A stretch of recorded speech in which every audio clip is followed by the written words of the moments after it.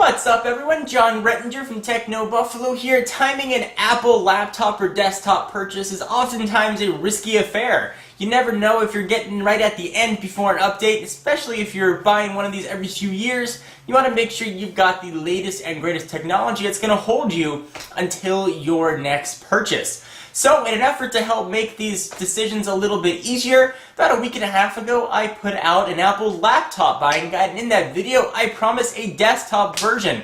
Well, this is the fulfillment of that promise, so let me go ahead and tell you when I think a good time is to buy your Apple desktop.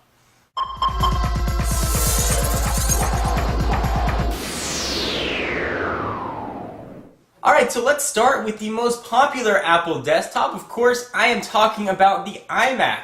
Right now, in early December, we're about mid-cycle for a refresh, which would put a potential update around the March-April timeframe. So if you're thinking about getting an iMac for the holidays or in the next month or two, now is a very good time. If we do see updates in that March to April timeframe, chances are they're going to be very minor. I think we'll see an update to the Intel Core family of chips. We may perhaps finally see a long rumored iSight HD camera. And there's been some speculation for quite some time now about touchscreen panels making their way into iMacs. And I think that Apple really shut that down when they gave a preview of the next operating system, OS X Leopard. And they mentioned that touchscreens really weren't conducive at all to laptops. And that's why they made sort of a widget-friendly mouse version of this almost iOS experience that we've seen on the iPad and the iPhone.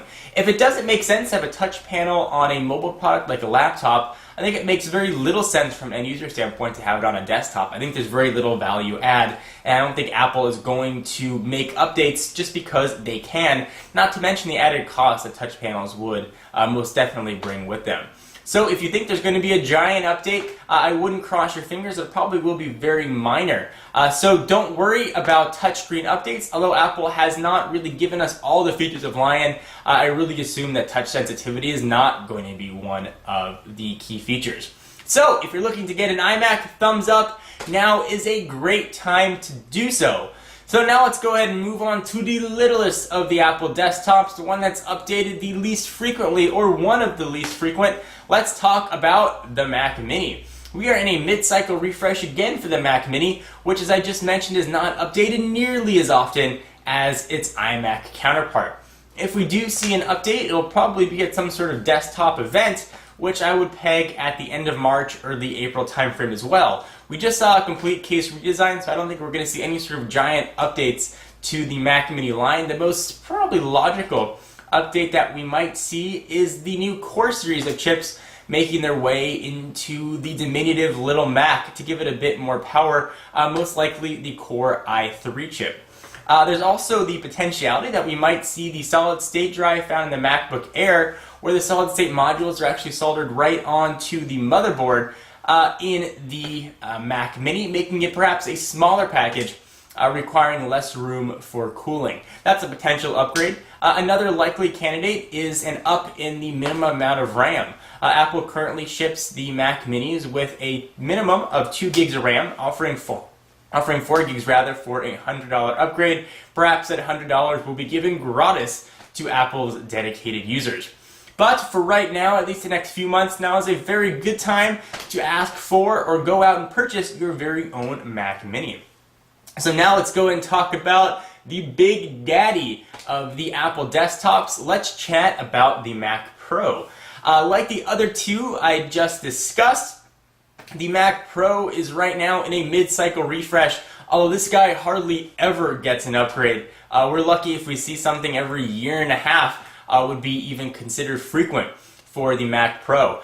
We just saw an update to potentially 12 cores. Oftentimes with a computer this powerful, the software doesn't catch up to the hardware. I mean, the software that's being written and available doesn't nearly come close taking advantage of all the cores and the power that the Mac Pro offers. So even if there was a hardware upgrade, chances are the upgrades and the improvements to the end user really wouldn't be experienced to its full potential.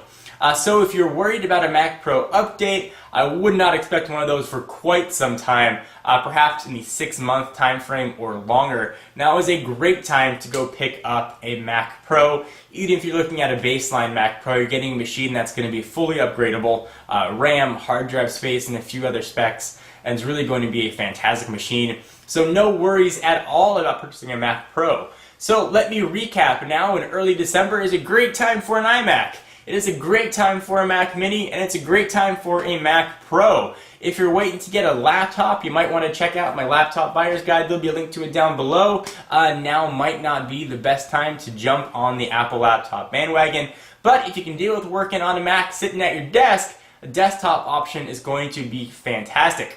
I'm John Rettinger from Techno Buffalo, and I will see you, or at least talk to you, in the next video.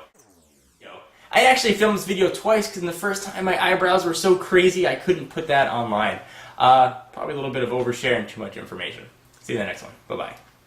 What's up everyone? John Rettinger from Techno Buffalo here. Buying an Apple computer can really be a